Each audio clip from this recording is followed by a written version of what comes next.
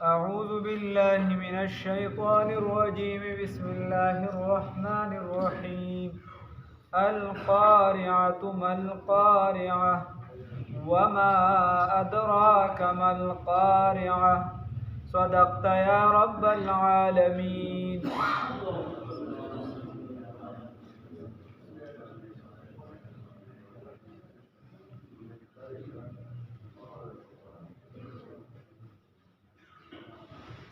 دی زینا سورة القارعة دا شروع شوا.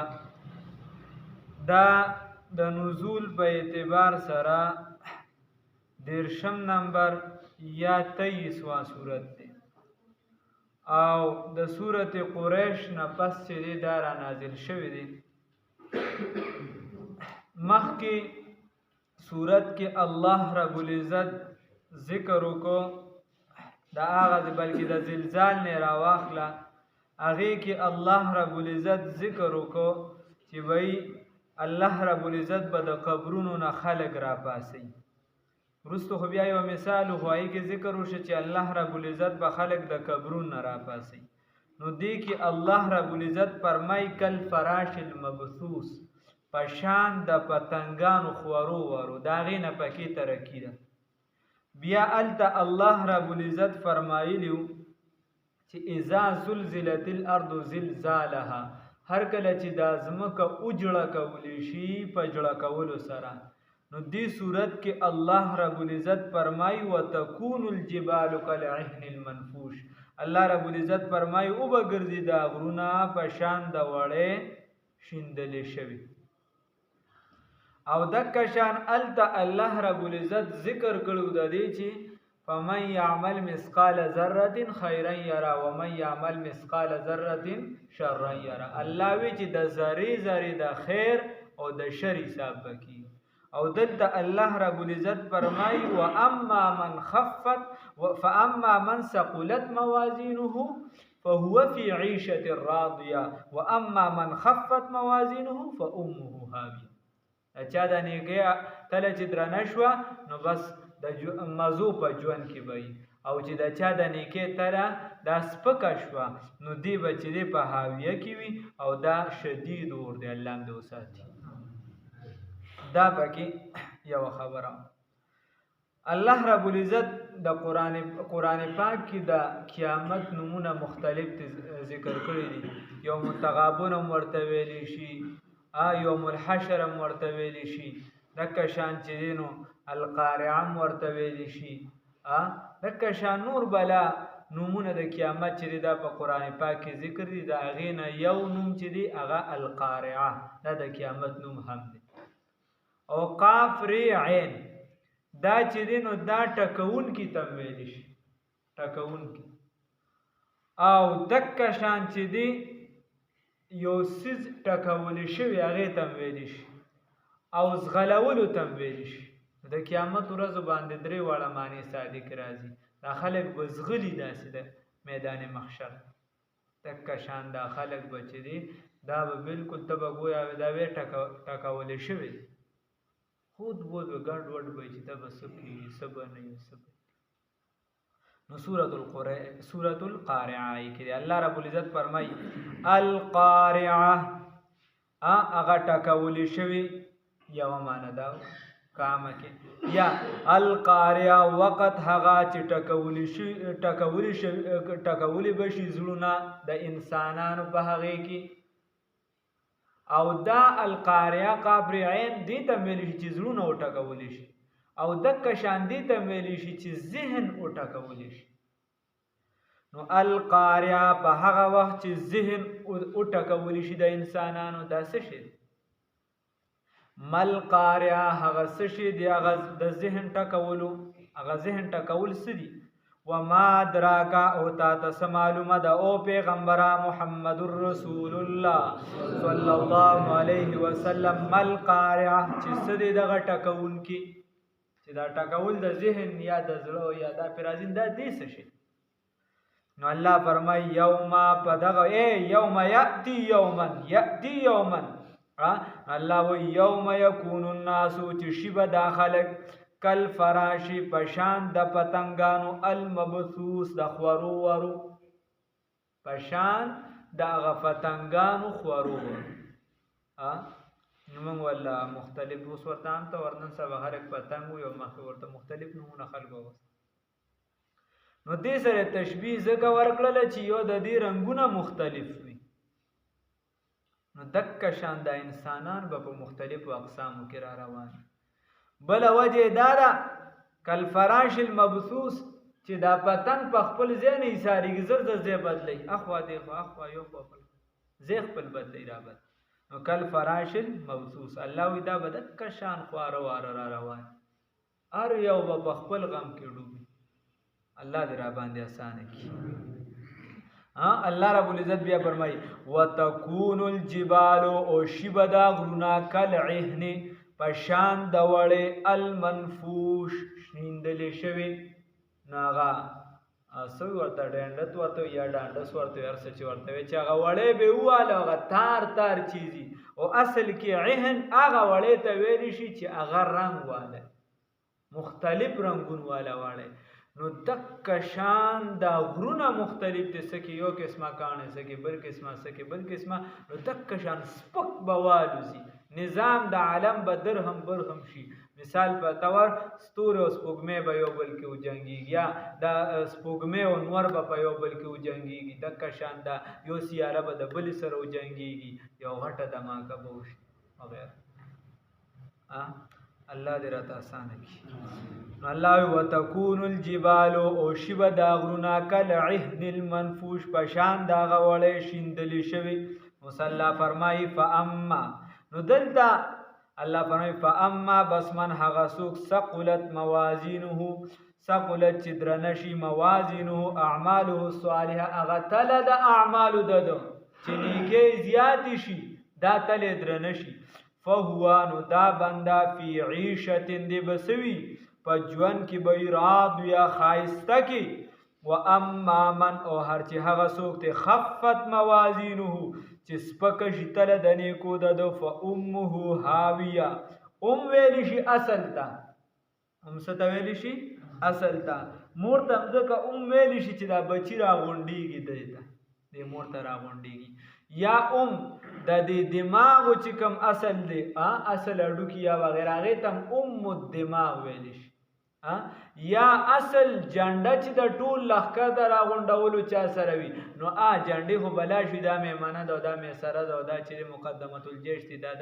خو چې اصل چا سره وي نو هغه ته الجيش ویل شي هغه جنډې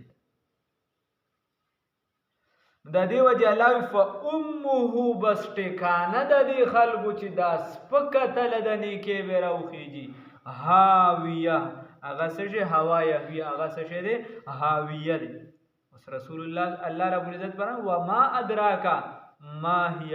اے پیغمبر محمد رسول الله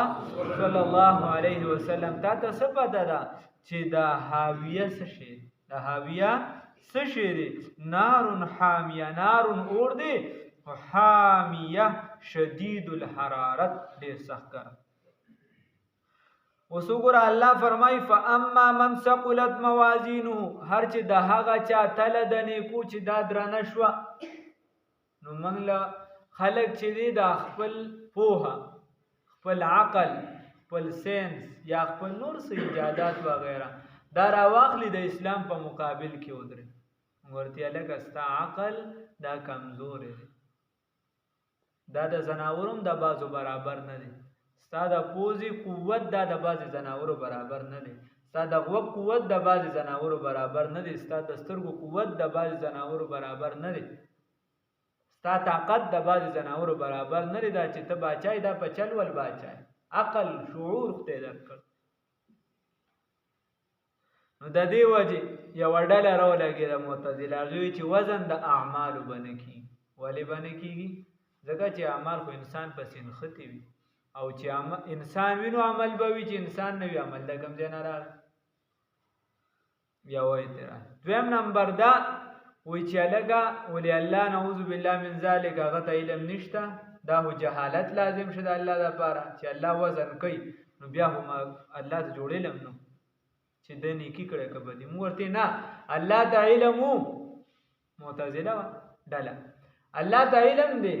خو دې بنده ته خپل انصاف ښیي چې بهی دا تا ته چې دا جهنم ملاویږي دا د دې وجې ملاویږي چې تا دومره بدې کړي دي او ستا د نیکۍ دا تلې درانه سپکه کړه، ته لاړې، نو د دې د وجې تا ته د عذاب ملاوي و چې دا خلک هم وویني. او بیا بله وجه دا ده، یو خو نن سبا ایجاداتیا خو ځان له څیز دي، او که دا ومنه نو موږ بیا هم تسلیمو چې نن سبا خو هر څیز تللی شي، دغه کیسه خو دې د سره ووته، هر څیز تللی. او بله خبره دا ده، موږ وایو چې دا ټیک ده ته چې وې اعراض دي او دا دي او هغه د فلسفې او مناطقو کیسو کې، نو موږ درته وایو چې دا به الله رب العزت قیامت کې دا اجسام وتاړي، دا جسم ګرځي لکه اسانه دار د اسانه کې راځم. اسانه خبره دا ده، تاسو به اورېدلي د معراج په شپه باندې رسول الله صلی الله علیه وسلم ابراهیم علیه السلام سره ملو شو، نو هغه ورته وایي چې خپل امت ته د سلام ووایه زما د طرفه، او بیا ورته ووایه چې د جنت دا خاوره ډیره زرخیزه ده او دا اوبه یې ډیرې ښکلې پاکیزه مزیدارې دي، خو د دې میدان چې دی نو دا صفا دی، او د دې بوټي چې دی نو هغه ذکر دی سبحان الله وبحمده سبحان الله العظیم. یا څلور کلمې نور راغلي دي احادیثو کې چې الله ته ډېرې زیاتې خوښې دي، نو هغه ووایه په هر یوې باندې الله رب العزت چې دی نو بیا څه لګوي اوونه لګوي سبحان الله والحمد لله ولا اله الا الله والله اکبر. سیدا نو وایه سبحان الله والحمد لله ولا اله الا الله والله اکبر. تو وایه الله اکبر سوه نو یوونه ولګېده، بس دا زمونږ ایمان دی، حدیث کې راغلی زمونږ ایمان دی، دلته سره پر څه ولګېده یوونه ولګېده. تو وایه سبحان الله، رسول الله صلی الله علیه وسلم ویلي د آقا فرمان دی زمو ستا پې ایمان. بس سبحان الله وبحمده سبحان الله وبحمده وایه سبحان الله العظیم، بیا ولګېده. بس حدیث کې راغلی د آقا فرمان دی زمو ستا پې ایمان. څه خلاصه خبره، بل څه ګرانه خبره خو نه، اسانه خبره. رسول الله صلی الله علیه وسلم فرمایي نو د دې وجې صفا میدان دی او هلته کې چې دی نو دغه دی له خدای پاک جسم ورکړي او ستا دپاره هلته ونه شوه، دکه شان بد اعمالو کې هغه ستا دپاره اجدها یو څه بل څه بس الله هم دې وساتي. بیا تو وګوره او بیا دا کلمې الله ته ډېرې خوښې دي. د بخاري شریف اخري حدیث امام بخاری رحمه الله وی لکه په فرقو رد مکوه، دا پیرو فتنه مه جوړوه چې کوم ځای کې غلط سي د هغې رد کوه. امام بخاری سے بشان محدث اخري حدیث چې راوړي نو رد په دغه غلطو فرقو کوي، نو هغې کې وایي دا حدیث راوړي کلمتان حبیبتان الی الرحمن خفیفتان علی اللسان، دوه کلمې دي الله ته ډېرې خوښې دي، خفیفتان علی اللسان، په ژبه په اسانه باندې ویلی شي کاکا وخت دې پې نه لګي. بیا وایي ثقیلتان فی المیزان، رسول الله صلی الله علیه وسلم فرمایي خود په تله د نیکۍ کې ډېرې درنې دي. ګوره الله فرمایي فاما من ثقلت موازینه، نو رسول الله صلی الله علیه وسلم څه فرمایي چې په تله د نیکۍ کې څه دي ډېرې درنې دي. بیا فرمایي سبحان الله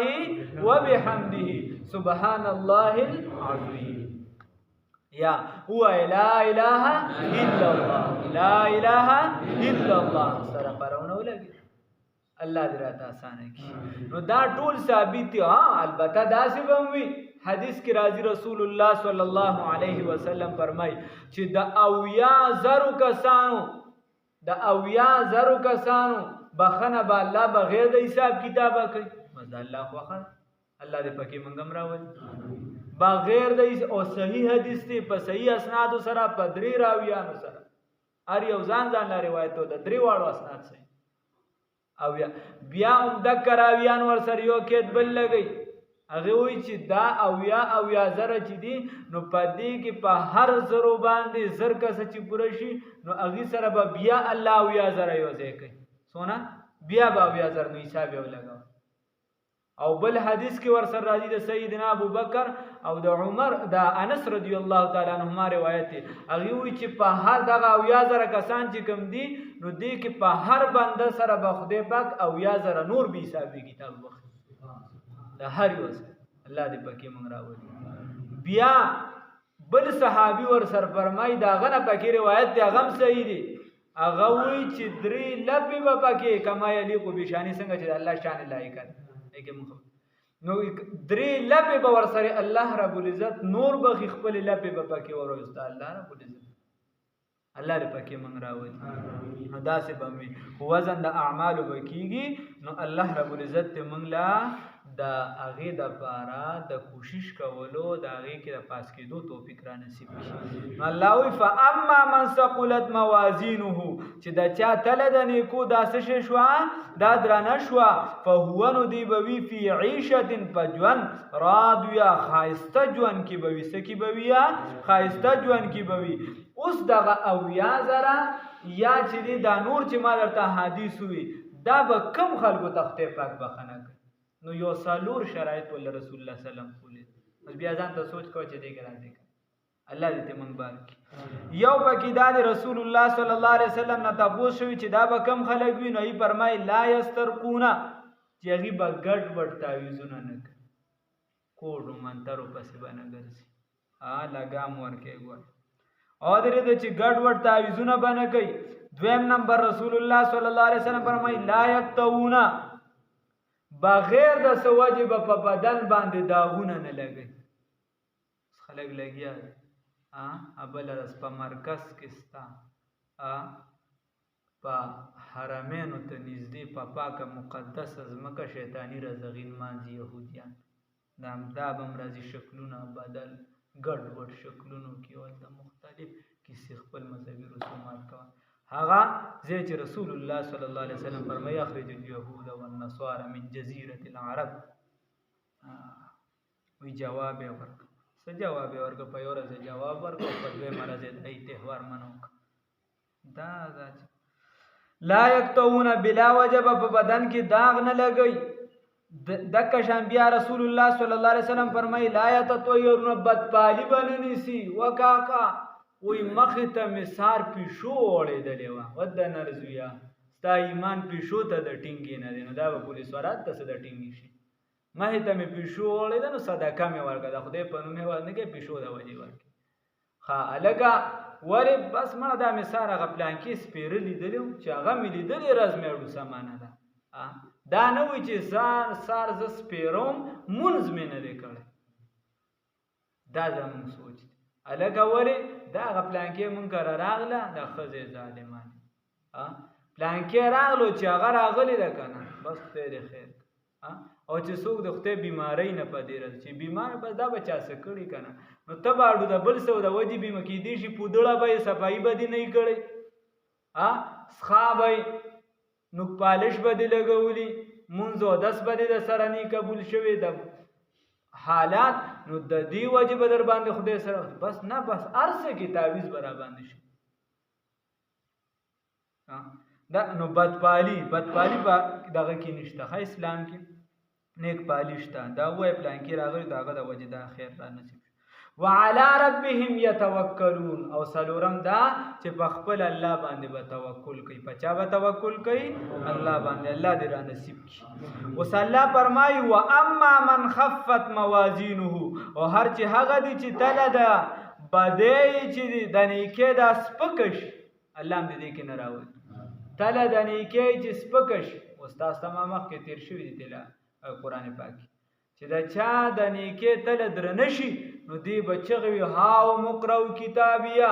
راشه زما د عملنامه وګورئ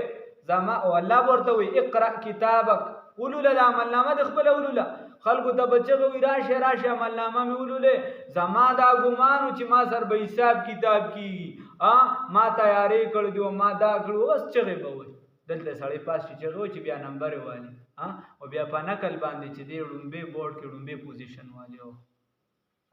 نو هلته خو بیا چې دی هر څه په قابلیت دي که نه الله دې را نصیب شي او الله هم دې بې حسابې کتاب راولي واما من خفت موازینه اوس چې د چا هغه تله د نیکۍ سپکه شي الله هم دې وساتي حدیث کې راځي هلکه دغه عملنامه به په ښي لاس ورکړی شي دا لاس به تو کړی شي چاته الله هم دې وساتي په ذلت سره نو ته چې چاله شا غاړې څه ورکوې ذلت الله هم دې وساتي فامه هاویه نو الله وی جمع کېده د دې دا څه شي دي هاویه ده دي وما ادراک ما هي تا ته څه پته ده چې دغه هاویه دا څه شي دی نار حامیه نو دا اور دی ډیر ګرم نو اسیم د جهنم اور چې دا 69% چې دی د دنیا یعنی 69% دا زیات دی دنیا نه دلته 1% دی چې بیا هغه شدید الحرارت الله وی چې ډیر ګرم دی وای چې څونه وي الله دې وساتي الله دې په خپل فضل ته بچ خدای تعالی ناراضه شي الله دوړ جهان خیر مناسب کړي الله ملک میں اخلاص پیدا کړي الله دوړ جهان